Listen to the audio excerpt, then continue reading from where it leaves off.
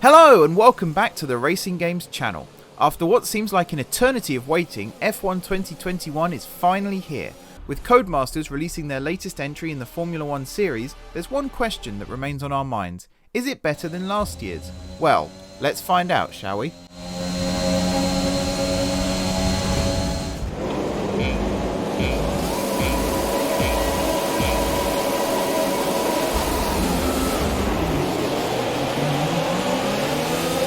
One of the most important factors in whether a game is good or not is its gameplay. This year, Codemasters have reworked the handling and physics models to create a more realistic driving experience, as well as refining the AI system to react to the on-track action. The AI will now fight it out with each other, even going 3 wide in attempts to gain an advantage. There's also the possibility for unexpected moves by the AI, keeping you constantly on your toes in the cockpit. It is still possible to bully the AI, as their instinct to survive is stronger than their willingness to force you off the track. We're looking at you, Lando and Sergio. But don't be surprised if they fight back when you least expect it. Also, with a new damage mechanic, even your side pods and floor are now at risk of receiving damage, so only get those elbows out when absolutely necessary.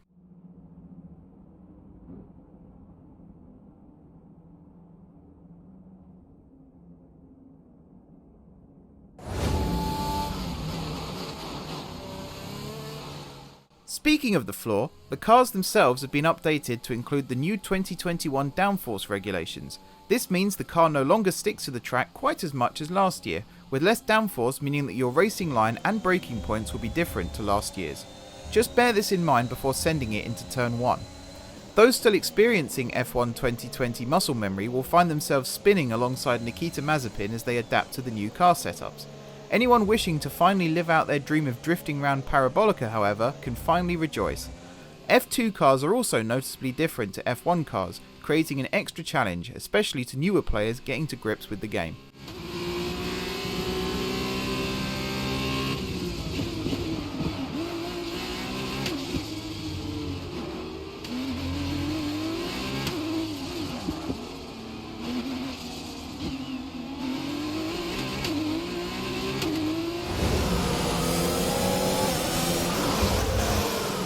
A huge change this year is the location of the HUD when not using cockpit cam. In previous titles, the HUD has been a real obstacle when driving the car. For this year, it's been made far less invasive, with the rev counter now positioned centrally, creating a more immersive experience for players. The one downside to the new gameplay is the removal of classic F1 cars. It's a small price to pay in comparison to the new features, but we certainly will miss the roaring V10 engines flying around Interlagos.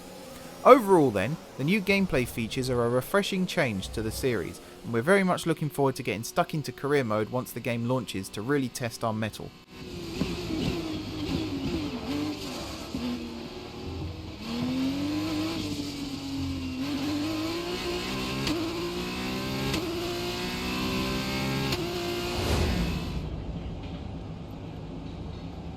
Casper, listen, I don't know what happened out there. It wasn't my fault. Well, whose fault was it then? Who was the idiot behind the wheel of your car? As well as the punny name, this game mode is an incredible new addition to the series. Adding a linear narrative story to a sports game is always a huge gamble, but with the drama already present in F1, largely thanks to Drive to Survive, it's a perfect fit here. Breaking Point puts you in the racing boots of Aiden Jackson, a young F2 driver on the brink of cracking into F1. The game plays out over 3 seasons, beginning with an epic F2 season closer in Abu Dhabi, where the player battles against some familiar faces including Guan Yu Zhou, Nicholas Latifi and Mick Schumacher.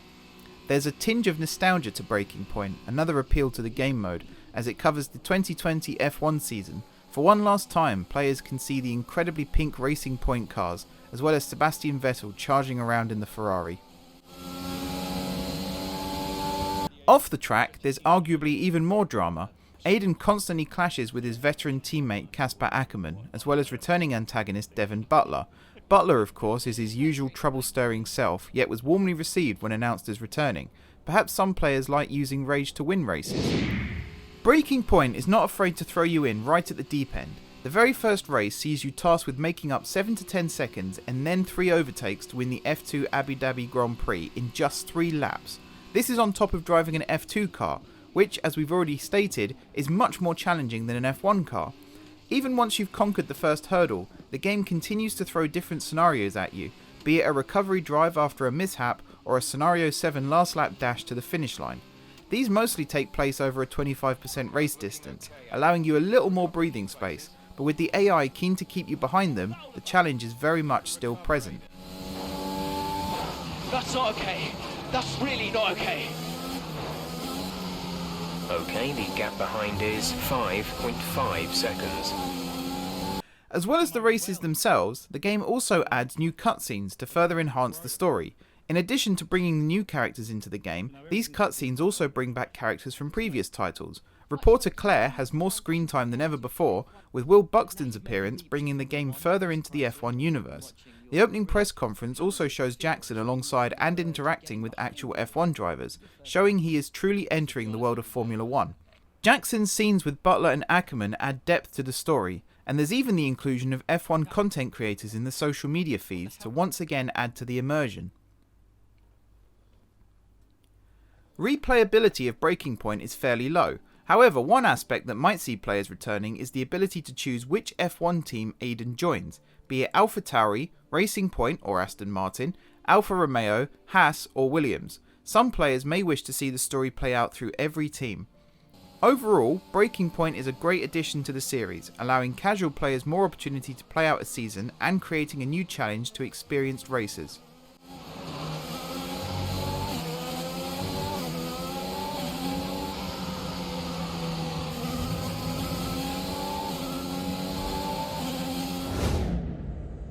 Not everything about F1 2021 has improved from its predecessor.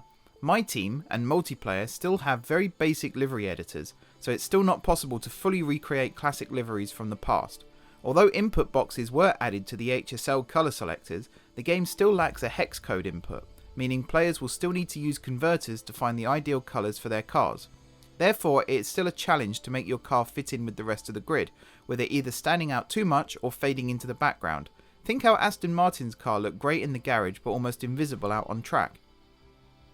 The biggest talking point this year is how the game will not include the changes made to both the Albert Park and Circuit de Barcelona-Catalunya circuits.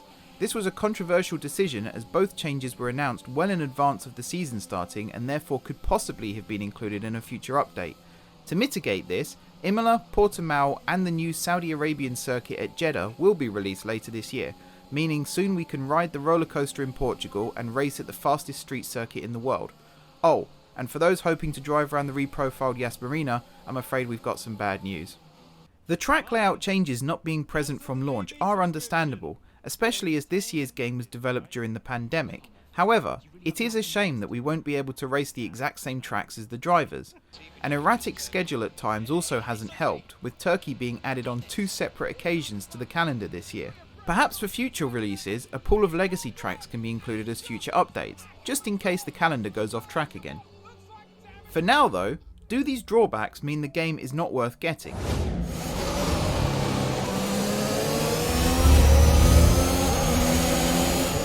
F1 2021 is an excellent addition to the Formula 1 series.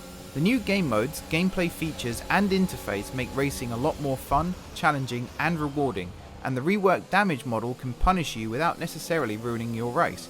Codemasters have listened to the community this year, with the improved HUD and fresh expert mode literally changing the game. Now it is a far greater test to create an all-conquering car in My Team and career mode, but again the challenge adds to the fun rather than detracts from it. Considering the fact the game was developed during a global pandemic, Codemasters have still delivered an incredible title and must be commended for doing so. The multiplayer experience is as fun as ever, although it's still best to stay clear of certain lobbies.